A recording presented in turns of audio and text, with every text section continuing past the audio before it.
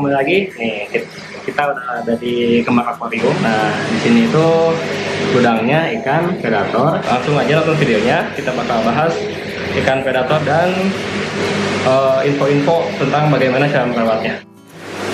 Nah, kita udah sama Kang siapa Kang ini kan? Sakti. Kang Sakti ya.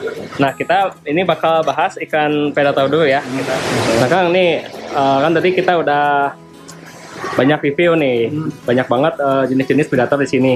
Nah, yang saya pengen tahu itu gimana sih Kang cara ngerawat predator ini nih? Kalau kita pengen mulai nih, kayak saya misalnya newbie nih, saya pengen punya ikan predator. Nah, gimana sih cara ngerawatnya dari awal? Ya, Dari awal ya. Saya sih pertama yang pengalaman pribadi saya untuk ukuran tank untuk predator paling minimal saya selalu saranin di 80 atau 1 meter kalau 1 meter minimal ya. minimal. Jadi jangan pernah dibeli di bawah itu kayak 60 40 jangan. Karena pertama pertumbuhan predator rata-rata cepat. Kayak pibas, kita ambil pibas lah, itu seperti predator dasar lah kayak pibas mono gitu. Kita kasih pakan nggak akan kerasa dia cepat pertumbuhan. Jangan sampai kita harus udah dia gede kita baru beli Tank gitu ya istilahnya ya, kita jadi tank, dan itu kan kita harus nyeting lagi dari awal.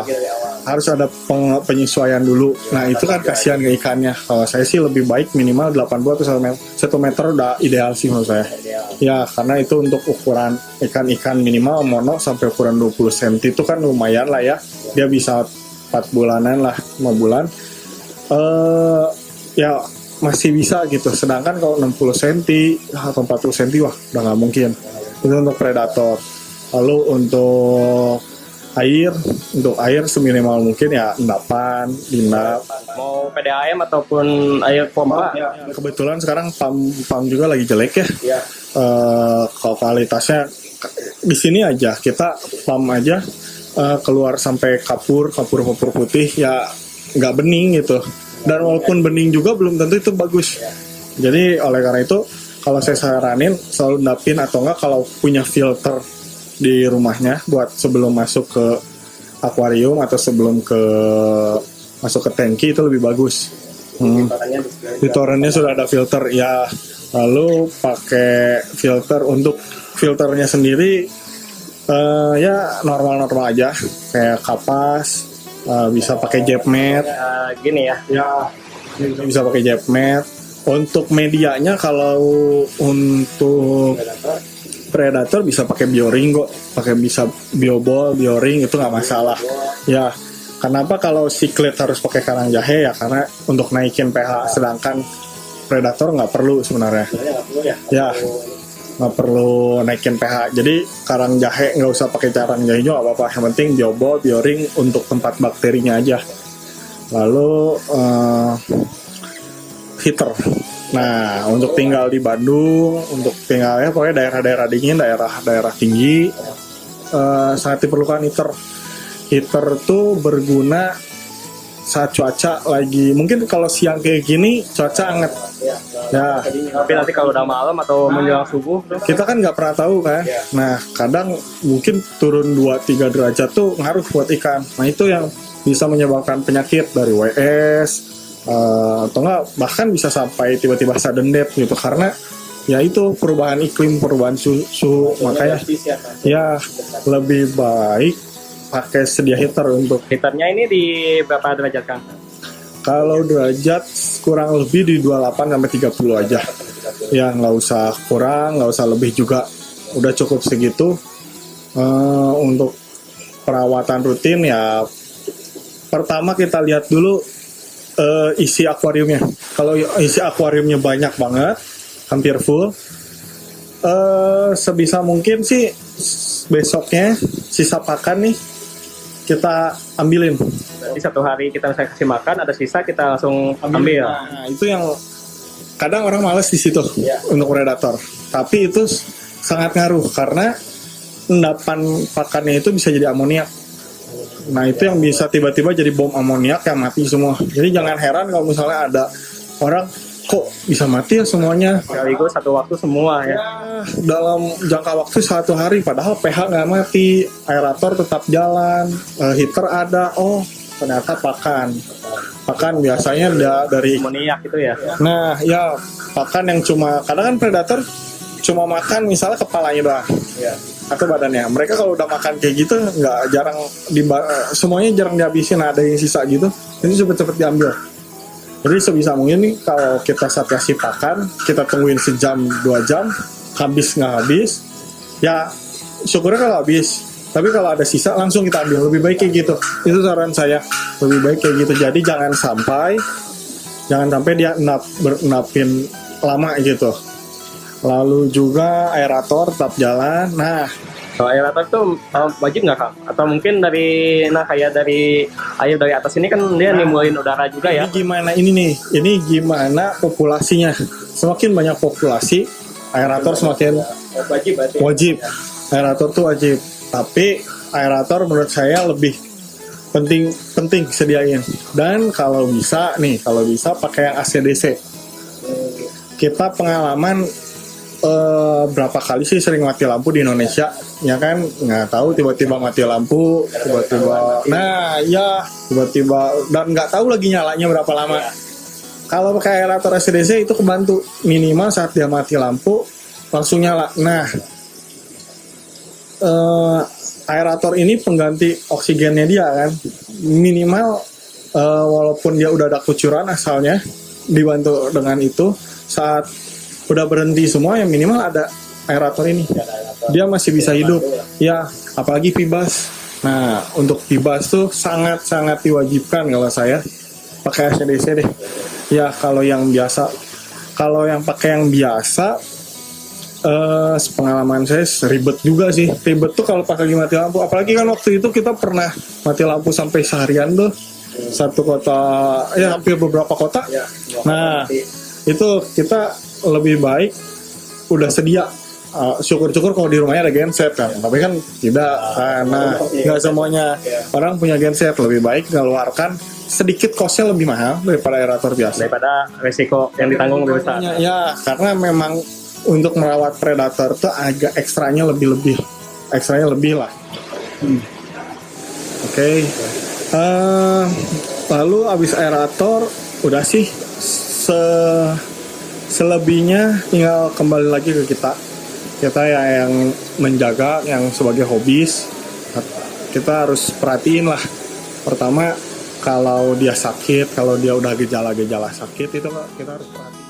Nah, yang paling sering kan kalau sakit itu apa sih? Predator tuh seringnya kenapa? WSC biasanya, white spot tuh biasanya karena perubahan cuaca, suhu. Ya, terus kadang kalau nggak kita kuras nih. Nah, untuk kalau kuras biasanya untuk banyak populasinya seminggu sekali lah. Dan airnya itu kan berapa yang maksimal tuh berapa? 50% kah ataukah? Nggak perlu sih, seperempat aja saya. Seperempat lebih dikit, udah aja, nggak usah kebanyakan juga. Kasihan dia takut kaget air. Yang penting air digantilah sedikit, dia muter. Lalu kan sesudah ya rutinnya seminggu. Kalau misalnya dia penuh populasinya.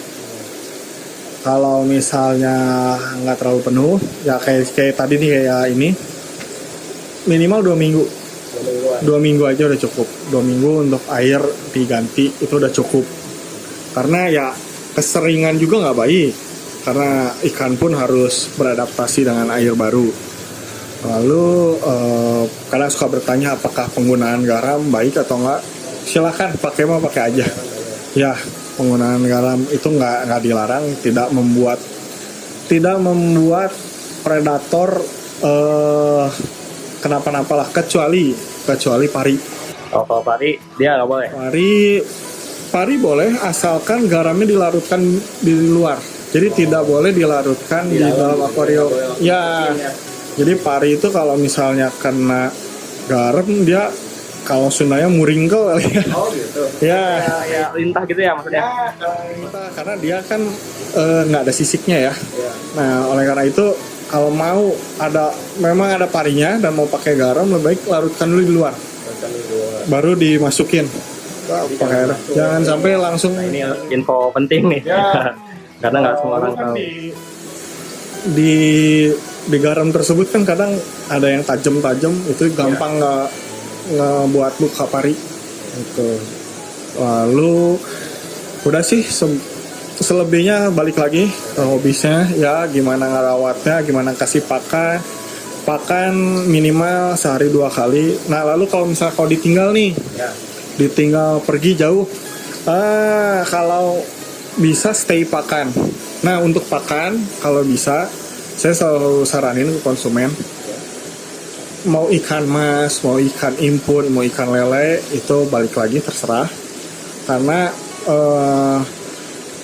ya gimana ikannya, ukuran ikannya. Kalau ukurannya kecil pasti simpun.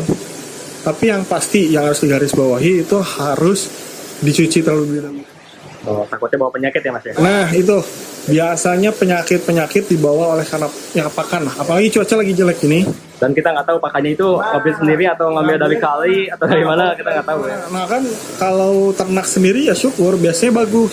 Cuma kan kalau kadang kita kalau beli cacing sutra gitu, nah ditolokan. Karena beda, ada yang misalnya kita pas buka, oh bau banget, nah biasanya itu dari tolokan. Nah itu harus cucinya ekstra. Kita cuci ekstra baru kasih makan. Jadi jangan sampai langsung dimasukin. Kalau langsung dimasukin ya kasihan ikannya nanti penyakitan. Itu sih. Rugi ya kita dari, apalagi kalau ikannya mahal tiba-tiba karena makanan kan sakit hati sekali. Banget. Karena pakan gitu, yang pakan cuma 5.000 tapi yang mati ratusan ribu atau jutaan. Iya makanya itu yang harus perlu diperhatikan, apalagi musim-musim kayak gini. Nah kan kalau misalnya di tanknya sendiri ada pengecualian nggak, misalnya ikan ini nggak boleh sama ini atau ikan predator semuanya bisa digabung? Nah untuk hampir semua ikan predator bisa digabung, tapi tidak semuanya. Tidak semuanya. Misal yang tidak bisa digabung biasanya cana-canaan. Cana tidak, ada yang bisa digabung, ada yang enggak. Cana maru masih bisa digabung asal terus seukuran dan dibiasakan dari kecil. Cana auranti pun ada beberapa saya pernah nyobain bisa gabung kok, asal seukuran. Tapi kayak cana lainnya yang ya Barca, Stewarti, dia masih agresif, dia jarang bisa digabung sih.